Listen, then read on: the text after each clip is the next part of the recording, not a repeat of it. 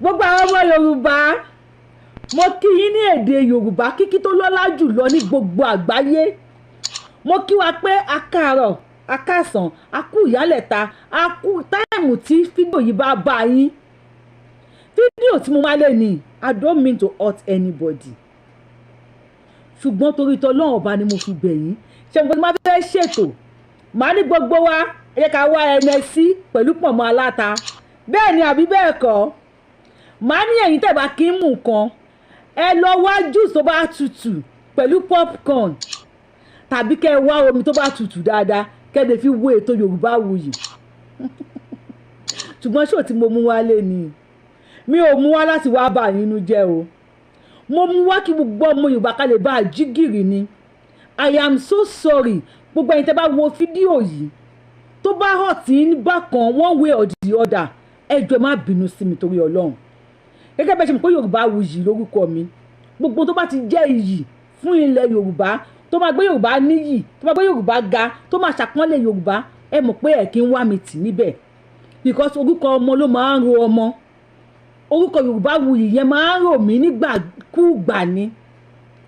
So fídíò tí mo fẹ́ mú wálé nì eléyìí ò bá ẹnẹsí àti pọ̀nmọ́ alátadé o kò bá juice àti popcorn dé kódà kò bá omi mímu dé bóyá àwa tí a bá ní ọkàn tọkàn wa ò bá le dáadáa bóyá ká wá ń ká shift sí tòsí. Ó ṣọ́ọ̀kì mi náà gbogbo àtàwọn pọkàn wa ò le ká get handkerchief wa ready gẹ́gẹ́ bí ọmọ Yorùbá mi ò mìíràn láti gba omi lójú yín ṣùgbọ́n mo mọ̀ pàwà kan ò lọ́kàn láti rí nǹkan fídíò tí mo fẹ́ wò yìí ká má sunkún èmi náà ti sunkún kí tó gbé wá fún yín and this video tí mo fẹ́ ṣe it will be special because màá fẹ́ kó lórí big screen kí n gbé fídíò yẹn síbi kí n láàjì ẹ̀ kẹ́ lè rí wò dáadáa kí n tó wá wọnú fídíò yẹn lọ. Bàbá Tinubu congratulations wọ́n ní Port Harcourt refinery ti ń ṣiṣẹ́ ẹ kú oríire. How I wish pé kẹ́ wo fídíò yìí kí wọ́n ṣí ẹ̀ kó dọ́dọ̀ yín àti gbogbo ẹ̀yin àgbààgbà Afẹ́nifẹ́re gbogbo ẹ̀yin àgbààgbà ilẹ̀ Yorùbá kí wọ́n ṣí ẹ̀ fídíò yìí kó dọ́dọ̀ yín kẹ́rí bẹ́ẹ̀ ṣe ń ta ọjọ́ ọ̀la ilẹ̀ Yorùbá síta kẹ́rí aburú àti àgbákò tẹ̀ ń ṣe for holding us together as one Nigeria kẹwàá wo bí ògo ilẹ̀ Yorùbá bó ṣe ń shift bí ògo adúláwọ̀ ṣe ń shift kúrò ní ilẹ̀ Yorùbá. How I wish pé fídíò yìí dé ọ̀dọ̀ gbogbo yín kó bá mi pín káàkiri sínú platforms ẹ bá ti ń wo show ẹ má bá mi share káàkiri ẹ bá mi tẹ thumb up lórí ẹ̀. Now ẹ kí n kọ́ sọ̀rọ̀ sí fídíò yẹn kí n kọ́ show ẹ̀ fún yín kí n sọ Yorùbá tiwantiwa kí n summarize ẹ̀ fún yín kí n tó wá padà wá kí n wá fi ohùn sí kí n wá gbọ́rọ̀ lẹ́nu wọn. Gọ́vnà àbí president Ghana lẹ́ ń wò yẹn ní báyìí president Ghana gbogbo àwọn dúdú tí wọ́n wà ní àgbáyé láti 2019 ni president Ghana ti ń fún wọn ní citizenship Ghana tí wọ́n wá ń dá ilé iṣẹ́ ńláńlá sílẹ̀ Ghana tí wọ́n ń ṣe oríṣiríṣi ní ilẹ̀ Ghana tí wọ́n ń gbé ògo ilẹ̀ Ghana ga bí kan fáwọn 100 120 pabambari ẹ̀ ní 2024 yìí ní November tàwa nú ẹ̀yìn èèyàn 524 from London, America, Caribbean, Jamaica, name it, Brazil. Àwọn dúdú, we are black people. They are now coming back to the soil of Africa. And ta ló wá ń welcome wọn? Akufo, president Ghana, ló ń fún wọn ní citizenship. Ẹ wo, ẹ jẹ́ kí n kúrò lójú àwòrán kẹ́ lè rí wọn wò dáadáa kí n máa wá kà fún yín kí n máa ṣàlàyé fún yín kó tó di pé mo wá fi ohùn sí kẹ́yìn fún ara yín rí wọn wò. Ẹ jẹ́ ká máa lọ.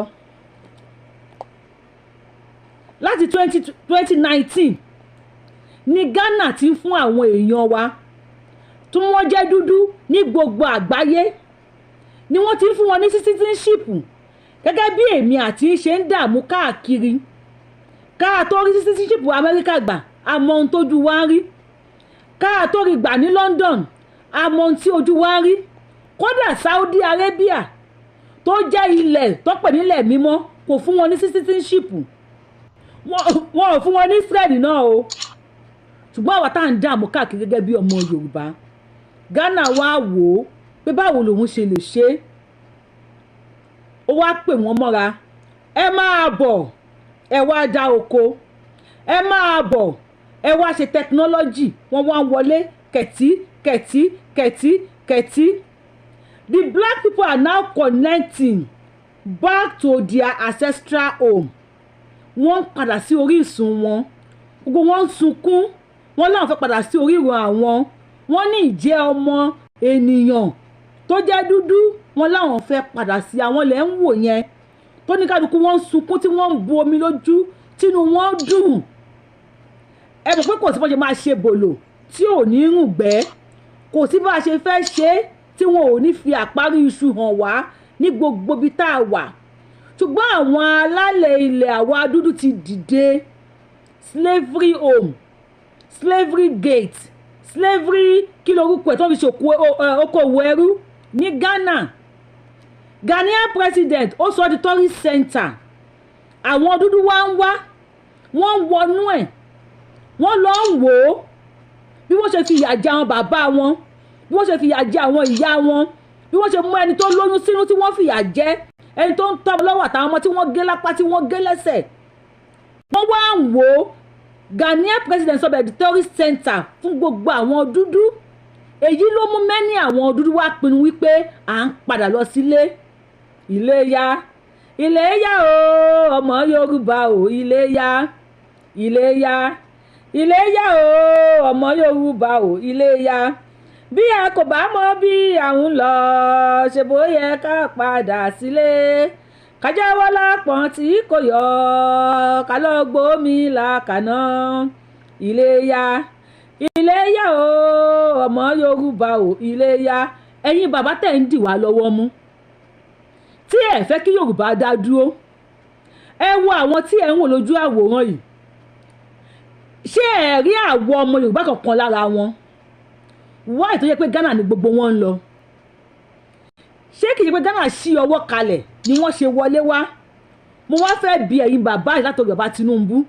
bàbá Ọbásanjọ́ ẹ̀yin Afẹ́nifẹ́re I wish this video can reach you kẹ wá wo àwọn tẹ̀ ń wò yìí tí wọ́n di ọmọ Ghana tí wọ́n fi Amẹ́ríkà lẹ̀ tí wọ́n fi London lẹ̀ tí wọ́n fi Jamaica lẹ̀ many of them fi Ethiopia lẹ̀ they now come down to Africa Ghana to be precise and they are highly welcome wọ́n wá fún wọn ní citizenship 524 of them wọ́n ti fún wọn láti 2019 kó tó di pé wọ́n wá fún àwọn large quantity yìí Ghana wá break record Ghana tó ti wá ṣe Ghana pop-off Ghana buns dígarawa díbàtà ní Nàìjíríà tẹ́lẹ̀ ìlú yìí ni àwọn èèyàn wá lọ ń fi orí balẹ̀ sí wípé àwọn fẹ́ dá okòwò síbẹ̀ wọ́n pe nìkan lára àwọn tẹ̀ ń wò yìí ní dadi cashew àbí cashew papa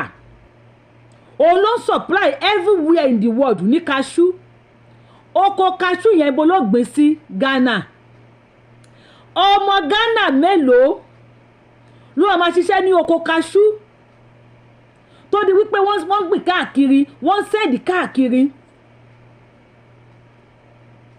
náà ó ti create employment àwọn èèyàn ti wọlé wọ́n ti create technologies ti Ghana you know why they are able to do that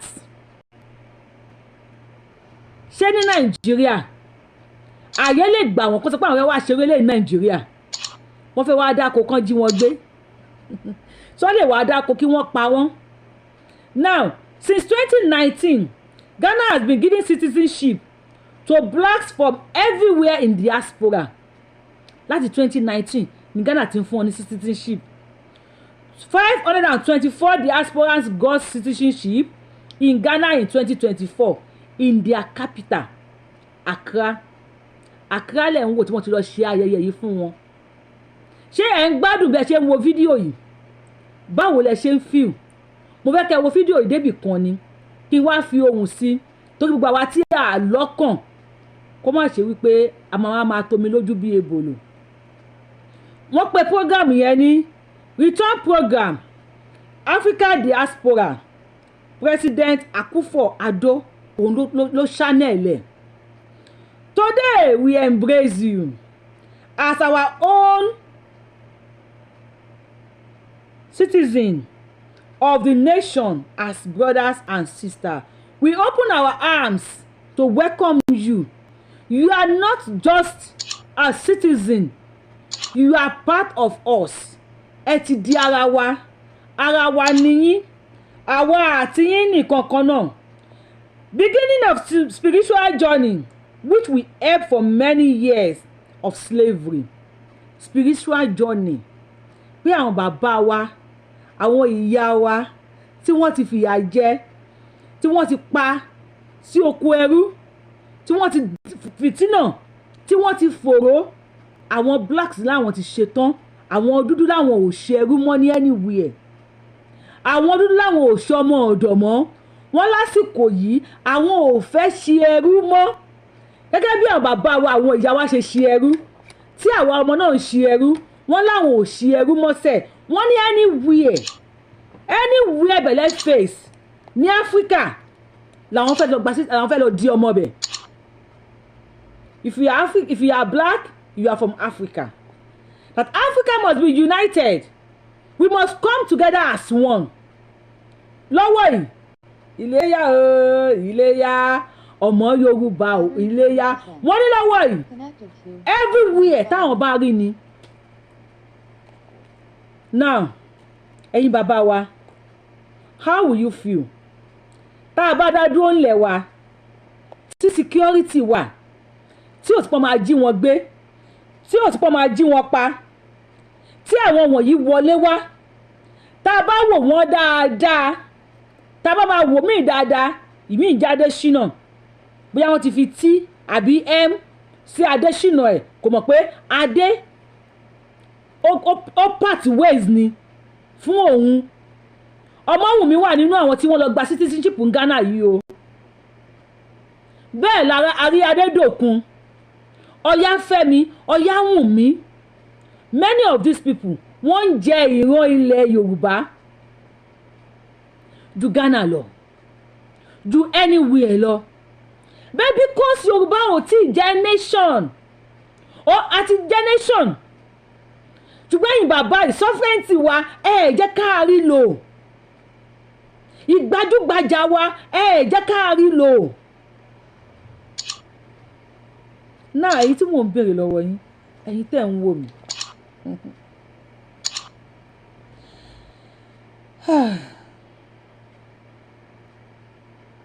Tọ́ bá bi yín pé nínú Ghana àti ilẹ̀ Yorùbá, ibo làwọn pípù yìí máa fẹ́ mú gẹ́gẹ́ bí ọmọ Yorùbá?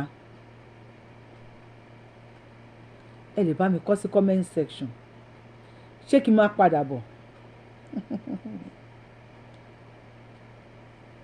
They are there to support investment in Ghana. They call it journey back to our roots. Journey back to our roots. Ẹ kúlé, how far? How is your handkerchief? Ṣé ẹ ti fún handkerchief yín? Ṣé ẹ ti sáré tún makeup yín ṣe ẹ̀yin tẹ́ ń wò mí? Now, ẹ jẹ́ kí n fohùn sí kẹ́ máa gbóhùn lẹ́nu àwọn èèyàn mi. And we were only the third group of people of diasporans to get citizenship. So we are laying the pathway, the foundation. We are building legacy, and we have businesses. I have my nonprofit Enter Ghana, and I have a nonprofit that makes Sisterhood Ghana, and I also have a business called the Africa's Premium Concierge Services.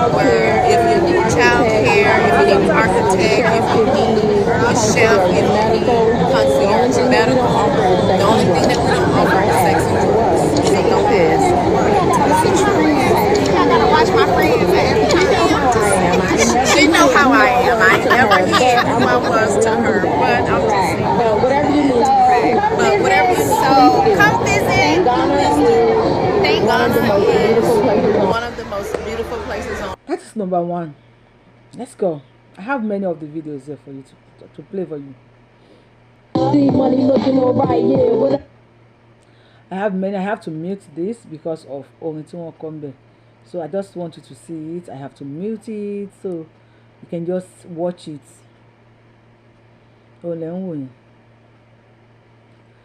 Imagine seeing them happy. Shelby, no one.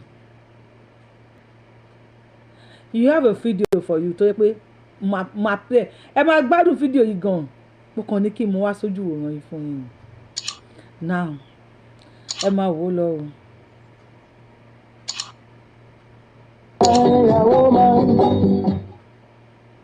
Àwọn lẹ ń wò yẹn. Imagine that woman crying.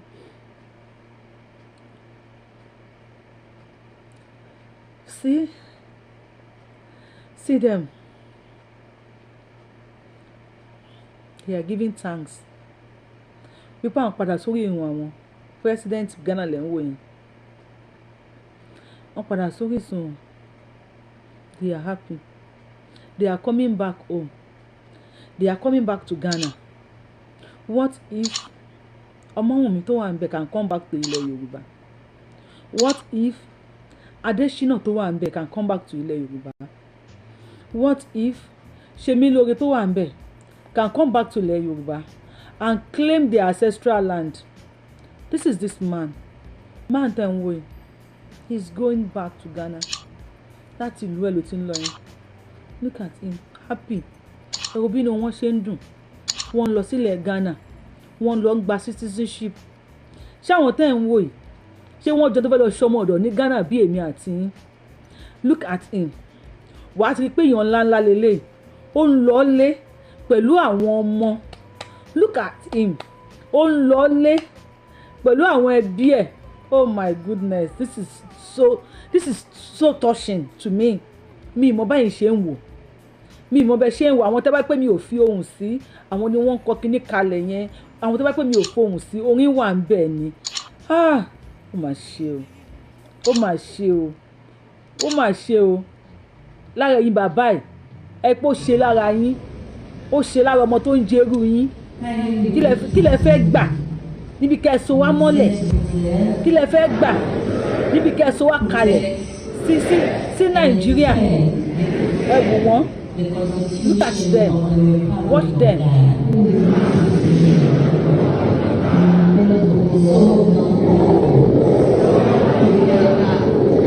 Àwọn náà ń sún àlẹ́.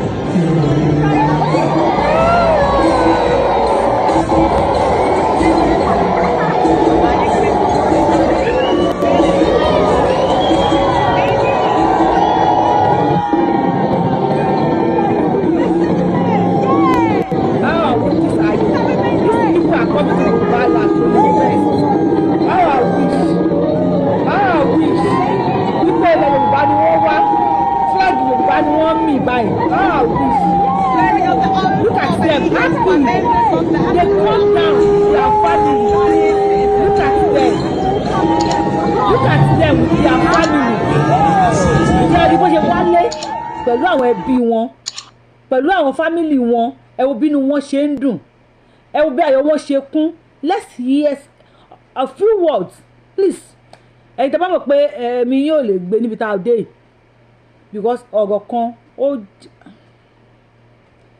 Let's hear this, please. Let's hear. I want the diaspora now, fellow Dianes. I want you to stand up and clap again and show your appreciation for what has just happened here this evening. Make your voice heard.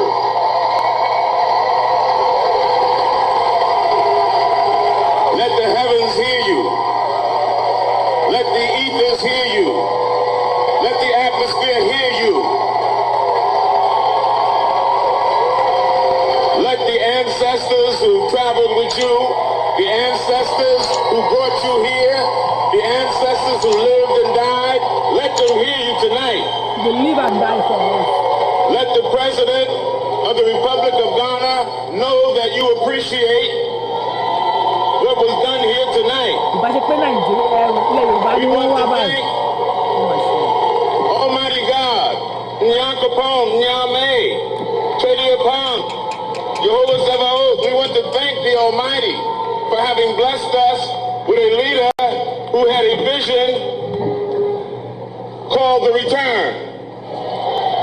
And when that return turned into a splendid, phenomenal affair, he went beyond. And we're in the middle of that beyond. And that we have a leadership with vision.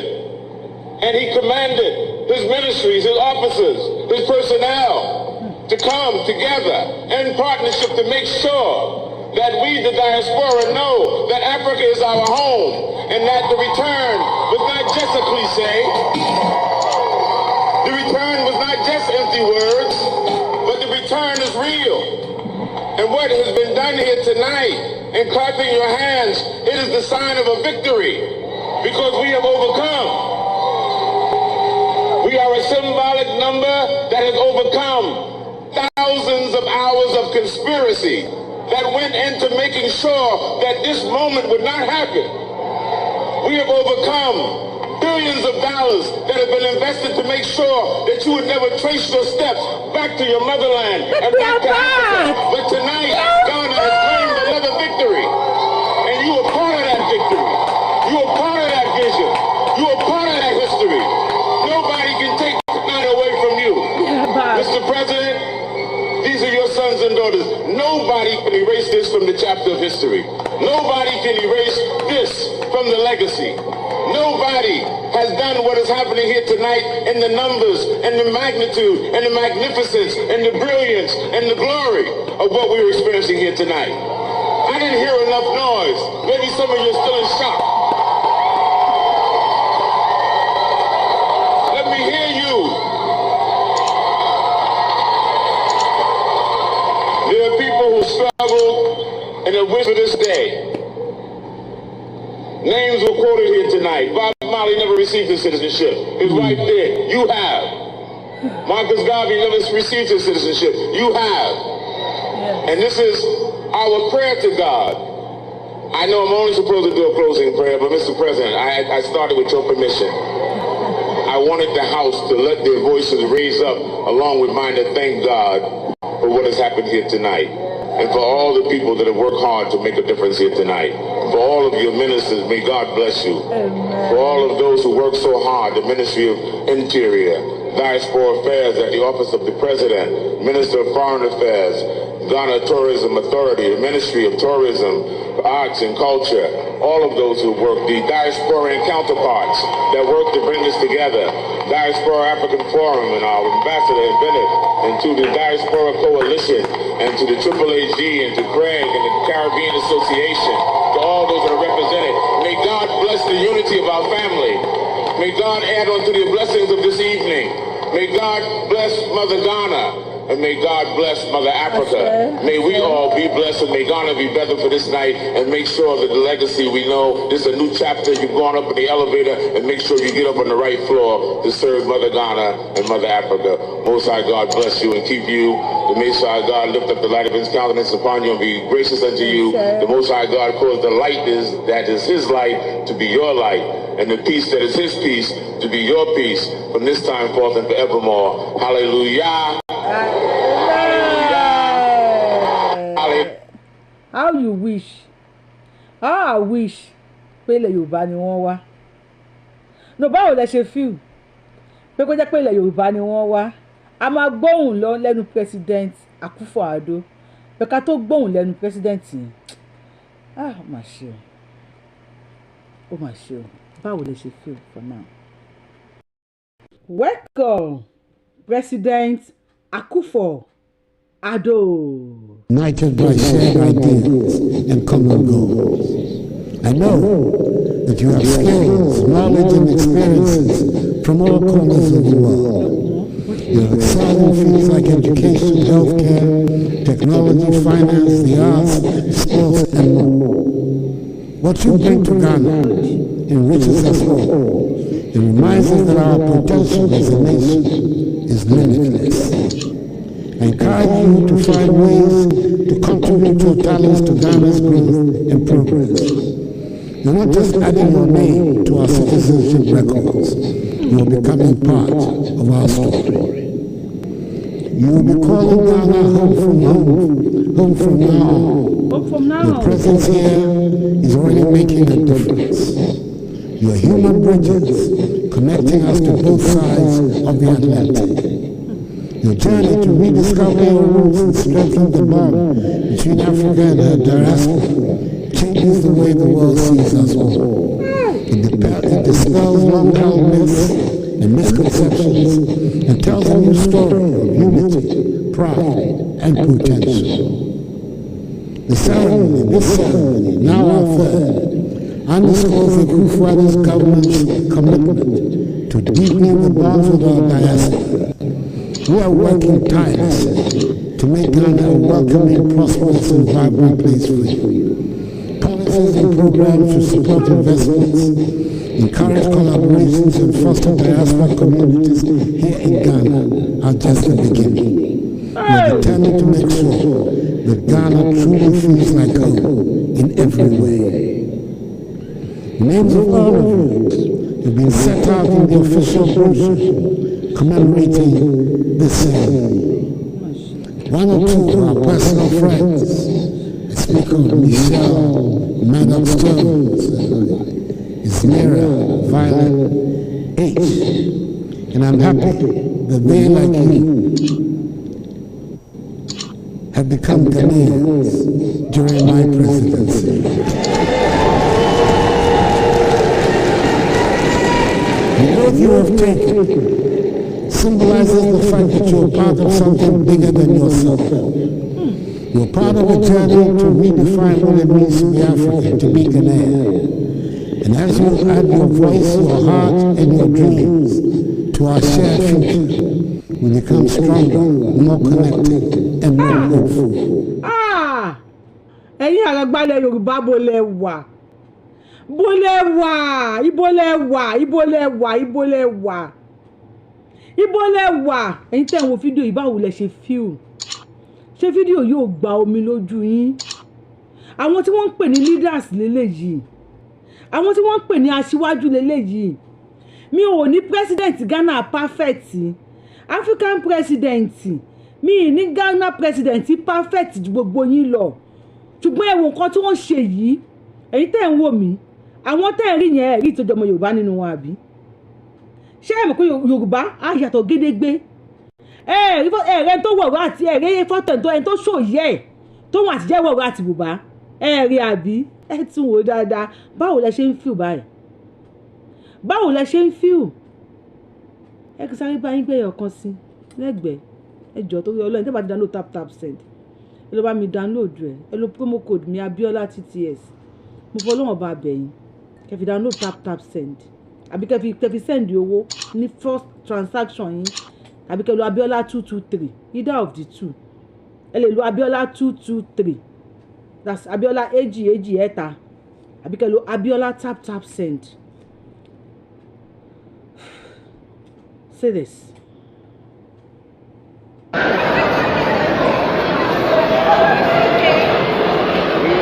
We are here, we are here, we are here.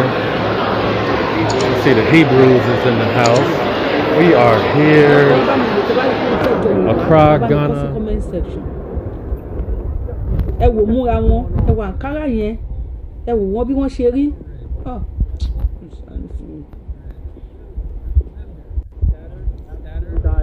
Diaspora are getting their citizenship. Back in 2019, Ghana had a marketing ploy to call back the scattered members of the African diaspora that has been kidnapped, and then after 400 years, we have returned, and we're returning to Ẹ ṣé o. Ó mà ṣe o. Ó mà ṣe o. Àwọn tó ń bí sílùú òyìnbó lẹ́ ń wo yìí o. Look at this dude. Huh?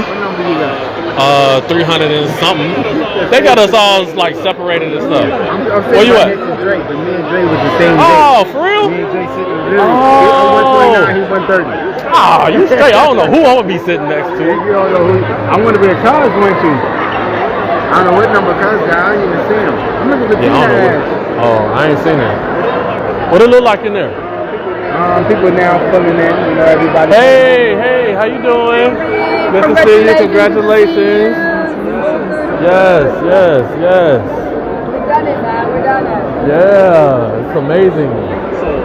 So, like I was saying, it's just how you feeling, Cashew Daddy? I'm feeling like, yo, you know, I'm supposed to be here. Yeah. You know, I couldn't even dream, woke up and knew that I was asleep. I would dream something like this. Wow. 24 years, you feel me? Yeah. And that's big, bro, because usually you don't get your citizenship after just 3-4 years. It takes much longer than that. You know, we here with people, the young lady said to you, she's 25 years. Yeah. She raised two daughters here. That's right. And she's now getting hers. So I feel like, you know what, this is God sent. And I feel it's, you know, one of those things where it's like, all right, cool, you know, you got to step it up now. You know what I'm saying? Well, you definitely have stepped it up, man. You came here and you got in your agriculture game and you said, look, man, I'm finna take cashews to the next level, man. And you created a prolific cashew brand from the ground up, man. And it's just it's only one way, and that's up. I appreciate that. You know, we feel like, you know, we're still building a brand, but we definitely making strides right now. Yeah. And yeah, man, a shout out to you too. You know what I'm saying?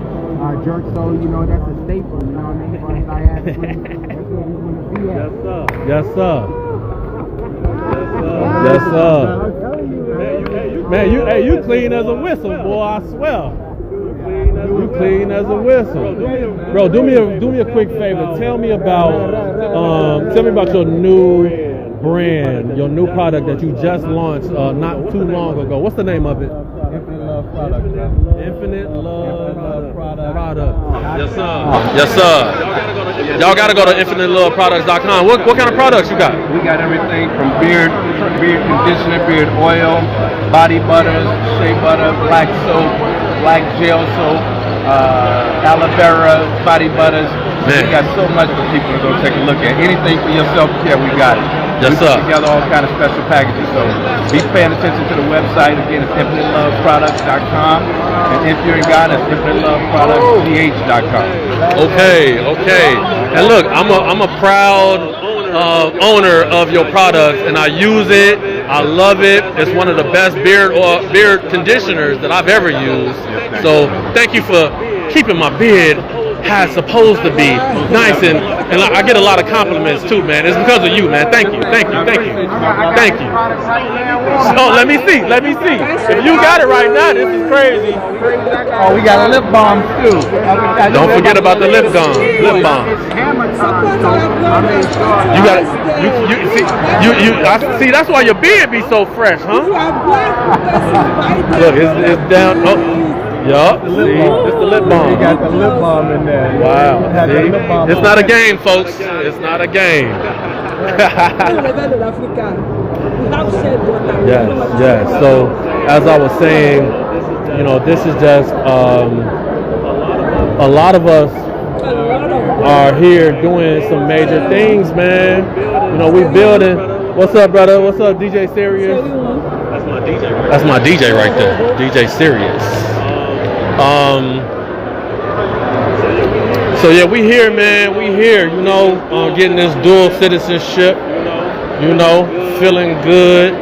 Everybody looking good, looking fabulous. Everybody got their African garb on and stuff. You feel me? Yeah, we looking good. Yeah. You know what's funny? Soon after you left, I had the same conversation with them. I'm like, how y'all gonna go up so much on these prices? They do that to us, so that's how I was like, no. Every moment they do it. Yeah, I know. It's all good. Judah. Jasmine, good to meet you. Your hair look good too. You been to Jerk Soul? That's my restaurant. You ain't been to my restaurant? It's the largest African American restaurant in Ghana. Hold on. Let me give you a little. Oh, I'm on live right now. I got a flyer for you though. 'Cause we got a celebratory brunch going on this Sunday. Oh yeah. Yes, ma'am. Yep, come through. Yeah, I'll be. All right. Trust me. We are happy people. We are always happy. Inú wa máa ń dùn ni tá bá ti ríra wa. Ẹ̀dẹ̀ ya ìka. Look at you. Ẹ̀dẹ̀ ya ìka yín bàbá yìí. Okay. Let's wait and see. I'm probably still trying to find my seat.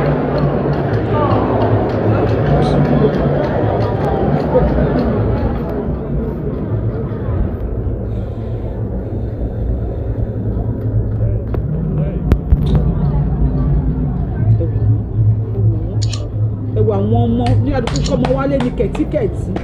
Wọ́n ká ọmọ wa wálé ní. Wọ́n ká ọmọ wọn wálé ní.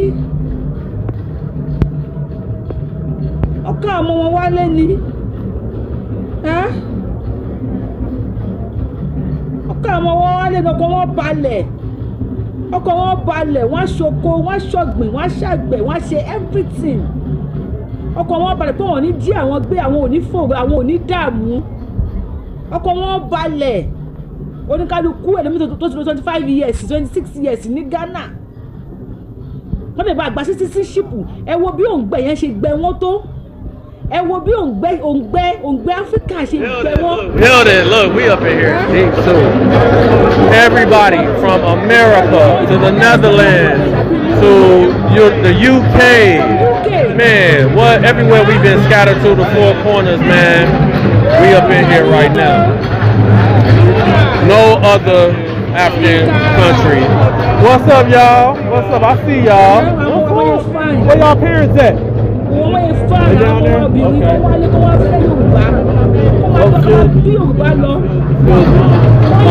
What was I saying? Yeah.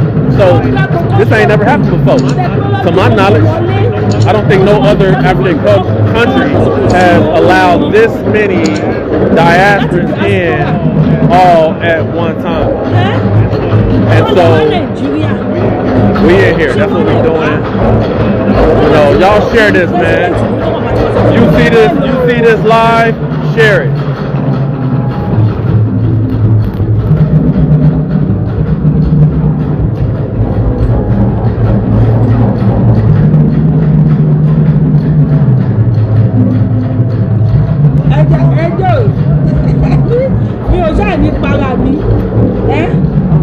I don't know where my seat is, but we up in this thing. We up in this thing deep.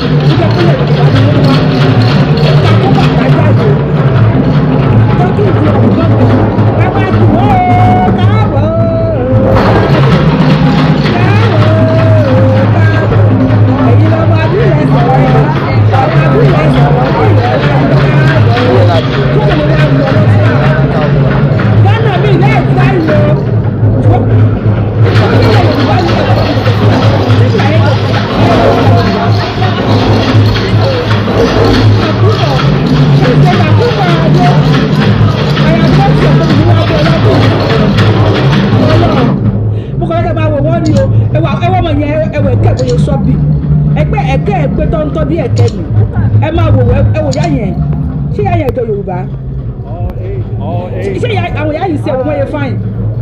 Ṣé Yorùbá kan máa ń fáìn bẹ́ẹ̀ yẹ wò wọ́n ẹ wò wọ́n? Ẹ̀wọ̀n yẹn kò jẹ́ lọ́wọ́ all the way to the elder. You see the Hebrews, you see them fringes. See them fringes, you see the Hebrews is in the building. Mo ṣúra o. Mo ṣúra o. Ẹwà àwọn ìyá yìí jọ mí. Ọlọ́run mi ò gbà tí wọ́n jọ ẹ̀yìn náà. Ẹgbẹ́ àjọra wa ni. Wọ́n dẹ̀ ti gba citizenship Ghana. Kí la máa wá ṣe báyìí? Ẹ dákun kí la máa ṣe? kí la máa ṣe yóò mẹ́ adé máa bọ̀ nílẹ̀ Yorùbá ẹja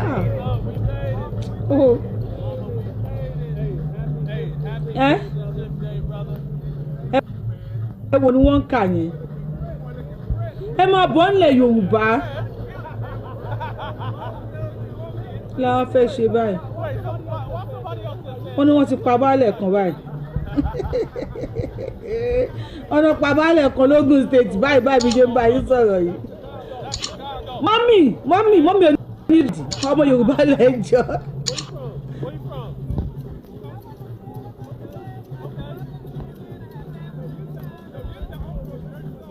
lóyìnbó làwọn ẹbí wọn wà ká mú aṣọ òkè ká wọ́ sí wọn lọ́rùn wọ́n bu àǹkárá sára àǹkárá tí Ghana máa ń wọ̀ àǹkárá tí wọn lógo tí wọn lé àwa láǹkárá oríṣiríṣi tó máa bu àǹkárá sára.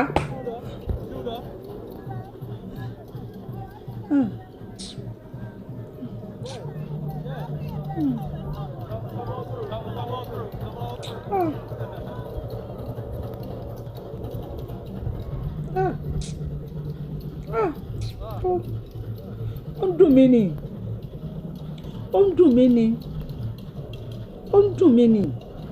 ó ń dùn mí ni pé Ghana gbà wọ́n sọ́dọ̀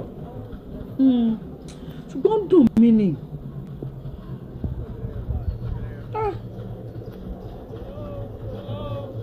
ẹ wo ọmọbìnrin àtọmọkùnrin yẹn ṣé wọn ọjọ́ wá nílẹ̀ Yorùbá ẹ wo wọn dáadáa ẹ wo wọn dáadáa ṣé wọn ọjọ́ ọmọ Yorùbá ẹ wo bọ̀dá ẹ wo orí bọ̀dá ìbò ṣe rí ẹ kí ni wọ́n dà sí orí Yorùbá báyìí Olùlẹ̀dà mi ṣàánú fún mi orí bọ̀dá ó ń dùn mí ni ohun tó ń pa mí lẹ́kún gangan nínú show yìí mi ò mọ̀ o trust me láti ìjàta tí mo ti mú show yìí dání mi ò ráyè lánàá nígbà tí gbé wá fún yín ohun tó ń pa mí lẹ́kún gangan mi ò mọ̀ o bóyá kí n sọ pé ẹkún ayọ̀ ni bóyá kí n sọ pé ẹkún ìrètí tí n bá lẹ́kún ayọ̀ inú mi dùn wípé we are going back to our roots everywhere tower àwọn ancestors wa tí wọ́n kú fún wa àwọn tí wọ́n dà sómi àwọn tí wọ́n gé lọ́wọ́ àwọn tí wọ́n fi ṣerú kú àwọn tí wọ́n lù pa àwọn tí wọ́n bẹ́ sómi fún ara wọn pé àwọn ò ní lọ ṣerú àwọn tí wọ́n kú sóko òrèké bóyá inú mi ń dùn bóyá ẹkún ayọ̀ ni pé at least à ń trace ancestral land wa padà à ń padà sí roots wa à ń padà sílé pé wọn ò kú dànù lọ́fẹ̀ẹ́ wọn ò kú lófo I don't even know bóyá ẹkún ayọ̀ ni mo ń sun ní I don't know bóyá ẹkún ìrètí ni wípé ọjọ́ kan ń bọ̀ tí ilẹ̀ Yorùbá máa dá dúró torílẹ̀-èdè mi máa dúró orílẹ̀-èdè mi á dúró torí ìyà yìí ti pọ̀ jù Yorùbá nation á dúró òmìnira á dé bóyá ẹkún ìrètí wípé níjọ́ ọjọ́ kan ń bọ̀ tí gbogbo àwọn tí wọ́n jí ọmọ Yorùbá káàkiri àgbáyé tí wọ́n á fáìní rúùtù wọn padà sí ilẹ̀ Yorùbá tí àjọ wa gbé ilẹ̀ Yorùbá lárugẹ tí àjọ gbé ilẹ̀ Yorùbá sókè tí ilẹ̀ Yorùbá máa ga tàbá bọ́ lọ́wọ́ àwọn ajogun àwọn awọlé jínigbé àwọn awọlé pani bóyá kó retí ni mò ń sún ni bóyá kó dùnnú ẹ̀yin tẹ́ ń wò mí èwo ni tiyín ṣe ní retí ṣe ní ìgbàgbọ́ wípé èdè will be èdè tá a máa free lọ́wọ́ àwọn ajogun yìí pé ọjọ́ kan ń bọ̀ tá a máa bọ́ lọ́wọ́ àwọn aninilára yìí tí àwọn ọmọ wa àwọn ìyá wa àwọn bàbá wa tí wọ́n ti lo àìmọye ọdún tí wọ́n ń jẹ́ ìran ilẹ̀ Yorùbá ẹ̀yà tó yàtọ̀ ní ẹ̀yà Yorùbá èdè tó yàtọ̀ là ń sọ ní àgbáyé àjọ anybody Yorùbá ò ṣe bí ẹnìkan àfi àwọn tó bá ń ṣe bí Yorùbá ló kù ògo àgbáyé ni wá everywhere làwọn ọmọ wa ti ń ṣe dáadáa ṣé kò retí lẹ́yìn sùn ni àbí ẹkún ayọ̀ ọlọ́mọ yẹ ká sunkún bànújẹ́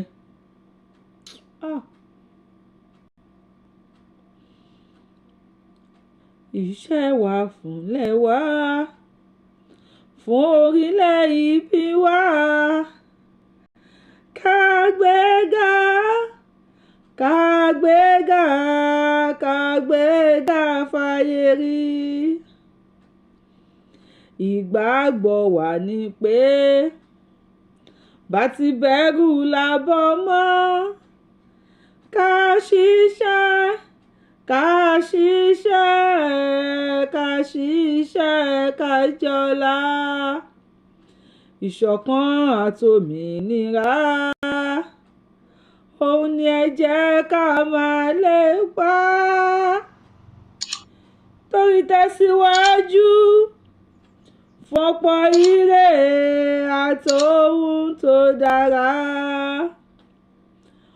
ọmọ Yorùbá dìde ká bọ́ sípò ẹ̀tọ́ wa torí pé àwa ní ìmọ́lẹ̀ ògo adúláwọ̀. Yorubawuyi lórúkọ mi, Yorubawuyi ni mo ń jẹ́. I am so sorry if there's in any way tí mo ti bá ti ṣe nǹkan tí ẹ nífẹ̀ẹ́ sí nínú ètò yìí, ẹ má bínú, ẹ dáríjì mi. Mo kàn wọ́n pé ó yẹ kí n mú wá fún yín ni. I am so happy. I think this is a tear of joy or tear of ìgbàgbọ́ wípé ilẹ̀ Yorùbá máa dára. Ẹ̀yin kọ́, ṣé ẹ nígbàgbọ́ pé ilẹ̀ Yorùbá máa dára? Bàbá Tinubu, Bàbá Ọbásanjọ́, Bàbá Adébánjọ, gbogbo ẹ̀yin àgbààgbà ilẹ̀ Yorùbá pátá, mo wish pé wọ́n bá mi share fídíò yìí kó kàn.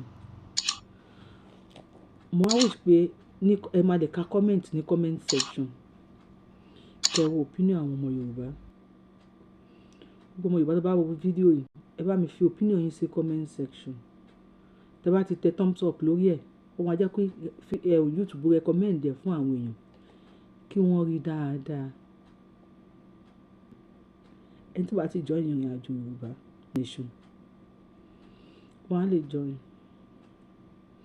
Àbáwọn tó ti jẹ́ ọmọ Jamaica lánàá, tó ti jẹ́ ọmọ Ecuador lánàá, tí wọ́n ti jẹ́ Ethiopia, ọmọ America, ọmọ London, even ọmọ China, tí wọ́n wá ní dual citizenship, wọ́n padà wá jẹ́ ọmọ Ghana. Wọ́n bá trace orísun wọn wípé Ìbàdàn làwọn ti wá, Ọ̀yọ́, Oǹdó, Ògùn, Àkúrẹ́, Èkó tàbí míì Kwara. Ṣé wọ́n ti máa wá fight fún citizenship bẹ̀rẹ̀ náà?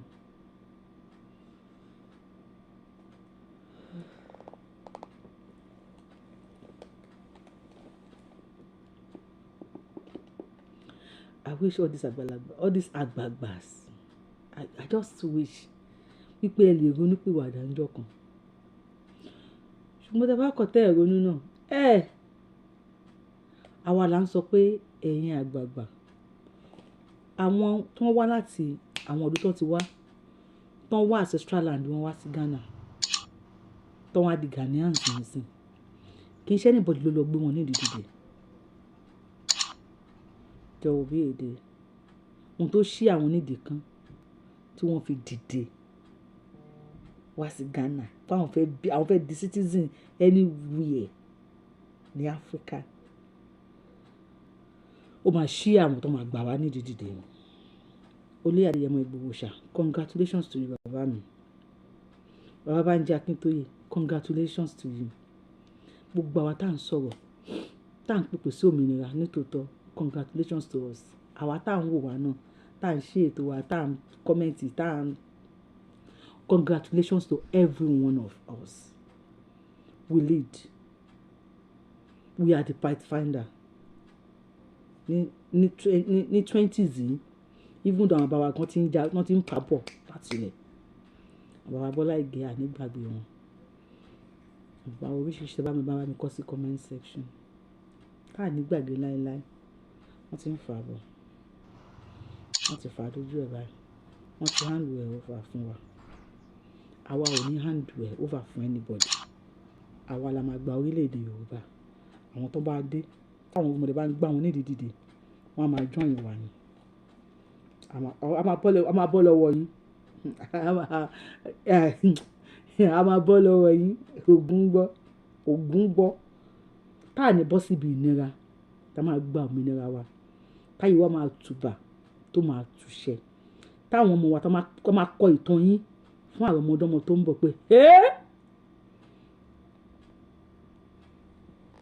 Yorubawuyi lórúkọ mi lẹ́ẹ̀kan sí Yorubawuyi ni mo ń jẹ́ ẹ̀yin tẹ́ bá ti subscribe sí YouTube channel ẹ tẹ subscribe button yín kẹ́ ẹ tẹ notification bell yín sí all YouTube fún mi ní message wípé ẹ̀yin fans mi tẹ́ ń complain pé ẹ rí fídíò mi ẹ tètè máa gba notification mo ti bá YouTube sọ̀rọ̀ wọ́n ní kẹ́ lọ wo notification bell yín kẹ́ tẹ̀ lẹ́ẹ̀kan sí tó bá pẹ́ personalized lẹ́tẹ̀ sí wọ́n ní kẹ́ gbé kó mẹ́ kẹ́ gbé lọ sí all tó bá pẹ́ all lẹ gbé sí láàrin 3 seconds tí n bá ju fídíò lẹ̀ ẹ máa rí ẹ ṣé mo dúpẹ́ mo fẹ́ ṣeré bẹ́ẹ̀ tí orí mi kún thank you so much see you some other time on my next show bye bye.